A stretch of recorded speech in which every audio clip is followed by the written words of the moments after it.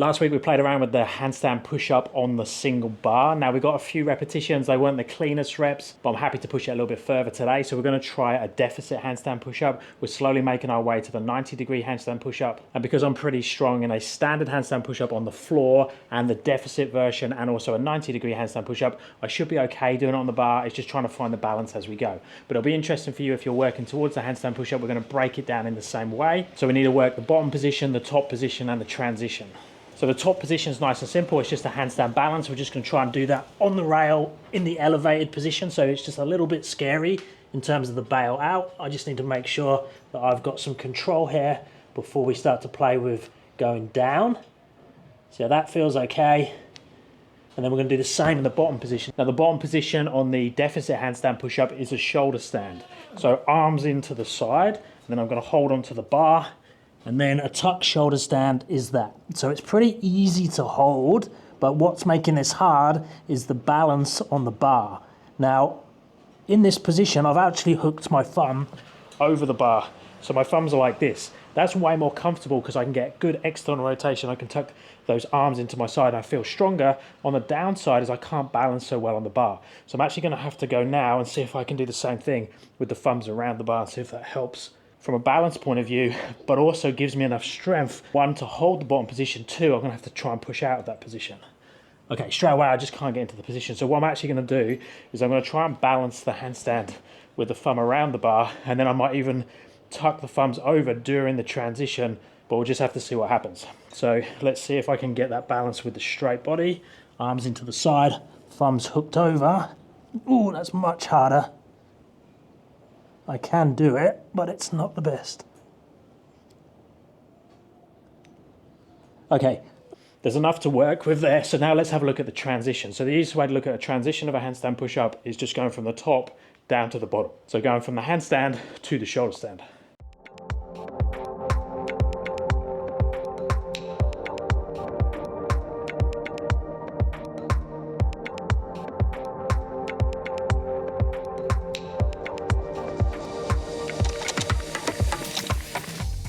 Okay, that was a eccentric that I'm going to count. I kept the thumbs wrapped around, so I actually can hold the shoulder stand. I'm not sure if I can push back out at the bottom. So now let's try some concentric only up. Now the concentric only is a great movement. It does need quite a bit of strength to get up unless you're going to use something like a Croda handstand, because the Croda handstand can use momentum. I can take the hips down and the shoulders up and like flick myself into the overbalance, which helps to push me out. So that is a bit easier than the super strict version, but I'm going to first try the super strict one because that's going to be more applicable to the deficit position that I'm starting at. The Croda handstand would be a higher position. So Croda handstand is going to be more like this position and then go from here and go up. That was much slower than I needed from a momentum point of view, but you get the idea. The head's around here, hips come up, and I push there. I really need to get the head down closer to the floor. So let's just see if I can hold the shoulder stand position and push out at all anywhere close to the handstand.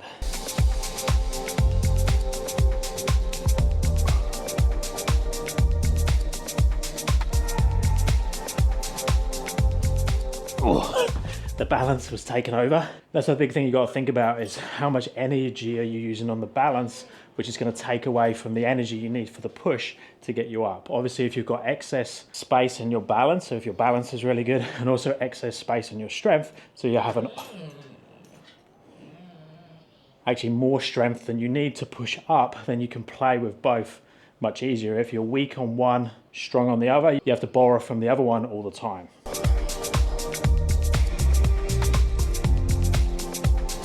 Oh, nearly. Okay, halfway up, lost the balance again.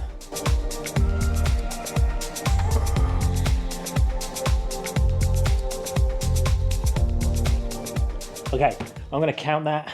Wasn't the best balance. I had the thumbs over, which I think I definitely need to push back up, but let's call that a concentric up. So now we've got the top position, we've got the bottom position, we've got the eccentric, we've got concentric only, and now we just need to put it all together to get a full repetition.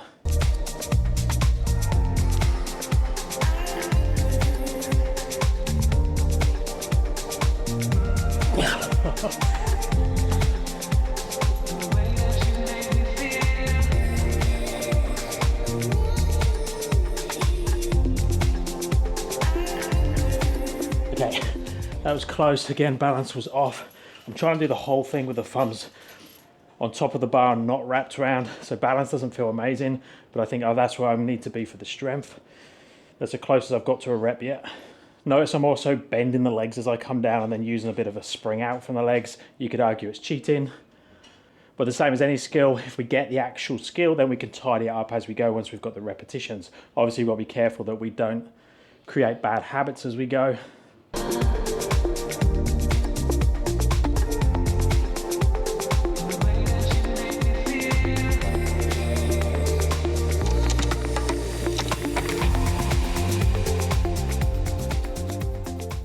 Okay, that's going to be close enough for today. It's taken over an hour now of start to finish. There must have been 20, 30 attempts of just one skill.